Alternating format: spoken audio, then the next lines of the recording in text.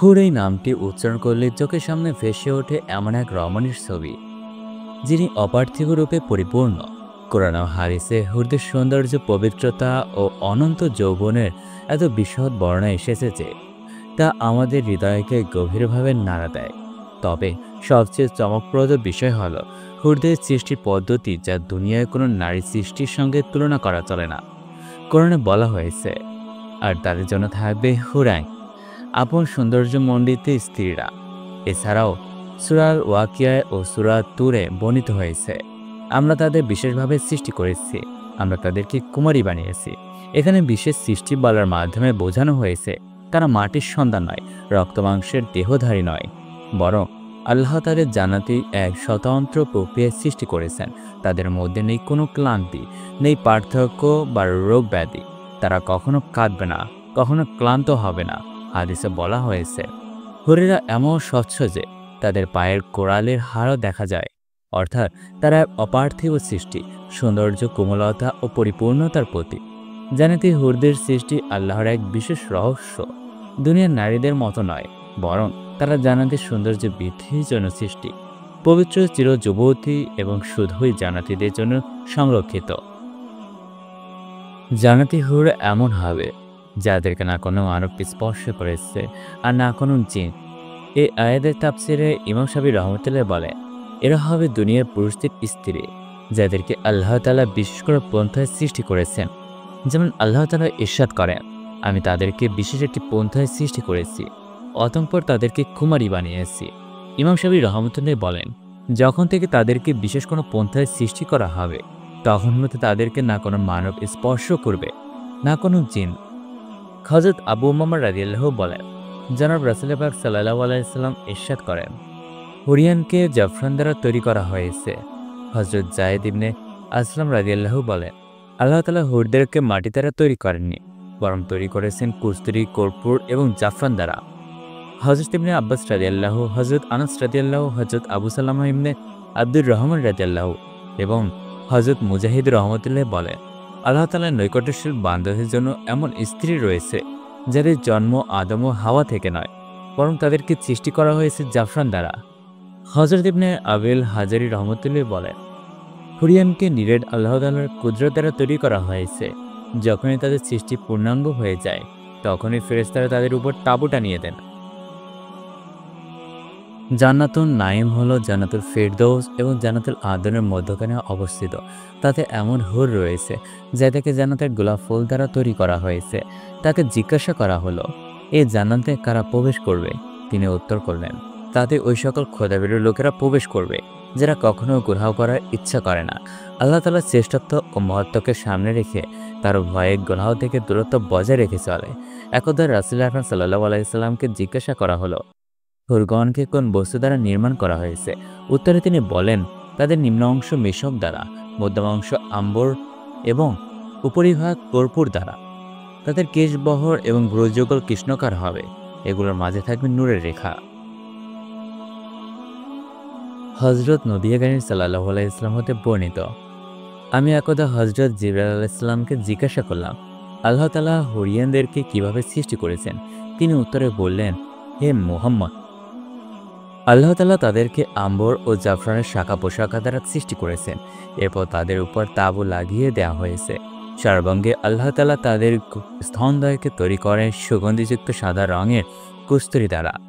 অতঃপর তার উপরে দেহ বাকি অঙ্গপ্রত্যঙ্গগুলোকে সৃষ্টি করা হয়। হযরত আব্দুল্লাহ ইবনে আব্বাস রাদিয়াল্লাহু বলেন, আল্লাহ তাআলা হুরিয়ানকে পায়ের আঙ্গুল হতে হাঁটু পর্যন্ত জাফরান দ্বারা সৃষ্টি করেছেন। তাদের হাঁটু থেকে বুক পর্যন্ত কস্তুরীর সুগন্ধি দ্বারা সৃষ্টি করেছেন। বুক হতে গলা পর্যন্ত চমকদার আম্বর দ্বারা, আর গলা থেকে মাথা পর্যন্ত সাদা কর্পূর দ্বারা তৈরি করা হয়েছে। এরপর তাদের দেহে লালা ৭০,০০০ পোশাক পরিধান করিয়ে দেওয়া হয়েছে। হুর যখন জান্নাতের সামনে আসবে, তখন তার চেহারা হতে এমন নূর ও আলো প্রকাশ পাবে যে সূর্যের কিরণের মতো মনে হবে। তাদের বর্ণের স্বচ্ছতার কারণে তাদের পেটের ভেতরকার সকল কিছু পোশাকের আবরণ ভেদ করেও দেখা যাবে। তাদের মাথার সুগন্ধিযুক্ত কস্তুরীর কেশ বহরের চুটি থাকবে। প্রতিটি চুটি ওঠানোর জন্য একজন করে খাদেম মোতায়েন করা হবে। হুর বলতে থাকবে, এগুলো হলো আল্লাহর কলিগণের পুরস্কার এবং ওই সকল আমলের প্রতিদান যা তারা বহু কষ্ট করে সম্পাদন করেছেন। আল্লাহ তাআলার বাণী। হুরগণ থাকবে তাঁবুর মধ্যে সংরক্ষিত। এই আয়াতের তাফসিরে হযরত আব্দুল আওয়ারজি রহমতুল্লাহ বলেন, আমাদের নিকট এই বর্ণনা পৌঁছেছে। একটি মেঘখণ্ড আরশের সাথে বৃষ্টি বর্ষণ করেছে। ওই বৃষ্টির বিন্দু দ্বারা হুরদের সৃষ্টি করা হয়েছে। এরপর তাদের নিকটে একটি নহরের কিনারায় নিয়ে তাঁবুর নিচে সুরক্ষিত করে রাখা হয়েছে। তাঁবুটির চওড়া হলো 40 মাইল। তাতে কোনো দরজা থাকবে না। আল্লাহর দোস্তরা যখন ওই তাঁবুর নিকটবর্তী হবে, তখনই সেখানে রাস্তা বানিয়ে দেওয়া হবে, যাতে করে জান্নাতীরা খুব ভালো করেই বুঝতে পারে যে হুরিয়ান বাস্তবে সংরক্ষিত ছিল। কোনো ফেরেশতা, খেদমতগণ এবং কোনো মাখলুকাতের নজর তাদের উপর নিপতিত হয়নি। তাদের অস্তিত্বে সকল মাখলুকাতের দৃষ্টি হতে অন্তরালে ছিল। হাদিস ও কোরআনে হুরদের যে বর্ণনা এসেছে তা মানব কল্যাণ সীমা ছাড়িয়ে যায়। হুররা কোনো সাধারণ রমণী নন, বরং তাদের সৃষ্টি হয়েছে জান্নাতের জন্য, জান্নাতীদের আনন্দ ও প্রশান্তি পরিপূর্ণতার জন্য। হাদিসে বর্ণিত হয়েছে, হুরেরা হবে বিশাল চোখের অধিকারিণী, দৃষ্টিতে থাকবে কোমলতা, গায়ের বর্ণ হবে দুধের মতো সাদা, চকচকে এবং নির্মল। তারা হবে চির যুবতী ও অপার সৌন্দর্যের অধিকারিণী। এই বর্ণনা থেকে বোঝা যায় হুরদের রূপ দুনিয়ার কোনো রমণীর সাথে তুলনা করা চলে না। আল্লাহ তাআলা বলেন, বলুন, আমি কি তোমাদেরকে সেসব বস্তু চেয়ে উত্তম কিছু সংবাদ দেব? যারা তাকওয়া অবলম্বন করে তাদের জন্য তাদের প্রতিপালকের নিকট থাকবে জান্নাত।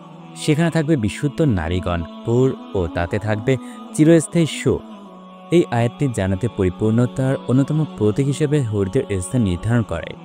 এখানে তাহিরা বা বিশুদ্ধ নারীগণ বলতে বোঝানো হয়েছে যারা দুনিয়ার কলুষতা, ক্রোশ বা অপবিত্রতা ছোঁয়া থেকেও সম্পূর্ণ মুক্ত। তাদের দেহ, মন, আত্মা সবই পবিত্র ও জান্নাতের সৌন্দর্যের অংশ।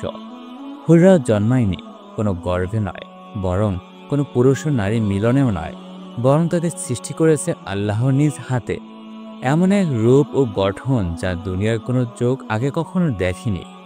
তারা শুধু রূপে নয়, আচরণের বিনিময়েও কোমলতার অপূর্ব। জানাতে প্রতিটি মুহূর্তকে আরো মধুর করে তোলার জন্য এই রহস্যময় সৃষ্টি। হুরদের সৃষ্টির বিষয়টি কেবল কল্পনা নয়, বরং এটি কোরআন, হাদিস ও বিখ্যাত তাফসির গ্রন্থের বিশ্লেষণের আলোকে একটি বাস্তব ও গভীর সত্য। হুরদের জন্ম কোনো দুনিয়ারি নারীর মতো নয়। তারা নয় কোনো গর্ভজাত সন্তান, নয় কোনো জৈবিক প্রক্রিয়ার ফল, বরং তারা একেবারে স্বতন্ত্র, অতুলনীয় এক সৃষ্টির প্রতিফলন। ইবনে কাসির রহমতুল্লাহ তার তাফসিরে বলেন, হুরদের সৃষ্টি আল্লাহ তাআলার কুদরতের মাধ্যমে হয়েছে। তারা জান্নাতের মধ্যেই সৃষ্টি হয়েছে এবং জান্নাতের পরিবেশেই বেড়ে উঠেছে। তাদের জীবনধারা, খাদ্যাভ্যাস ও চরিত্র সবই জান্নাতি ও পবিত্র। অর্থাৎ হুরদের মধ্যে নেই কোনো দুনিয়ারি ক্লান্তি, দুঃখ, রোগবাদ্য বা নাফরমানির ছোঁয়া। তারা চিরসবুজ, চিরতরুণ এবং চিরসুন্দর। তাদের সৌন্দর্য, আচরণ ও ঘ্রাণ সবকিছুই জান্নাতে প্রশান্তি ও প্রশংসার উপাদান। একটি সহিহ হাদিসে বলা হয়েছে, হুরদের সৃষ্টি করা হয়েছে কস্তুরী, মাটি ও জাফরানের ধুলা থেকে। তাদের শরীরের গন্ধ এত মোহনীয় যে দূর থেকে তা জান্নাতের কাছে পৌঁছে যায়। এই হাদিসের আলোকে বোঝা যায় হুররা কেবল দৃশ্যমান সৌন্দর্যের প্রতীকই নয়, বরং তাদের অস্তিত্বেও রয়েছে অপার্থিব সুবাস যা জান্নাতীদের হৃদয়ে প্রশান্তি করে। এরা এক অনন্য সৃষ্টি, না দুনিয়ার মতো ক্ষণস্থায়ী, না দুনিয়ার মতো ক্লান্তিকর। হুররা হলো আল্লাহর এক বিশেষ নিয়ামত যা জান্নাতীদের জন্য সংরক্ষিত।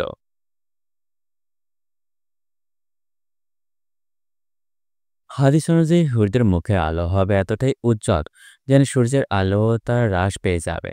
তাদের চেহারা হবে দীপ্তিময়, প্রশান্তিময় এবং এক অপার্থিব ছোঁয়ার ভরপুর। তাদের ত্বক হবে স্বচ্ছ মুক্তার মতো, উজ্জ্বল, কোমল এবং ঝকঝকে, কোনো দাগ বা ত্রুটি নেই। হাদিসে বলে, তাদের হাড় পর্যন্ত শরীরের সৌন্দর্য দেখা যাবে, যেমন কাচের মধ্য দিয়ে মুক্তা দেখা যায়। তারা কখনো বৃদ্ধ হবে না, তাদের বয়স বাড়বে না, সবসময় থাকবে যৌবনের এক নিখুঁত পর্যায়ে। আল্লাহ তাদের সৃষ্টি করেছে চিরস্থায়ী সৌন্দর্য ও পবিত্রতা নিয়ে। তারা কখনো চোখে চোখ রেখে তারা কখনো চোখে চোখ রেখে কথা বলবে না। হুরদের দৃষ্টিতে থাকবে লজ্জা ও বিনয়। তারা কেবল তাদের জান্নাতি স্বামীদের জন্য সংরক্ষিত। তাদের প্রতি কেউ এর আগে স্পর্শ করেনি, না মানব না জিন। এই আয়াতে হুরদের পবিত্রতা ও সংরক্ষিত হওয়ার দিকটি স্পষ্ট করা হয়েছে। তারা হলো জান্নাতি শান্তির প্রতীক। বাহ্যিক সৌন্দর্যের সঙ্গে সঙ্গে ভেতরে পরিপূর্ণতা এবং চরিত্র পবিত্রতার মিশন।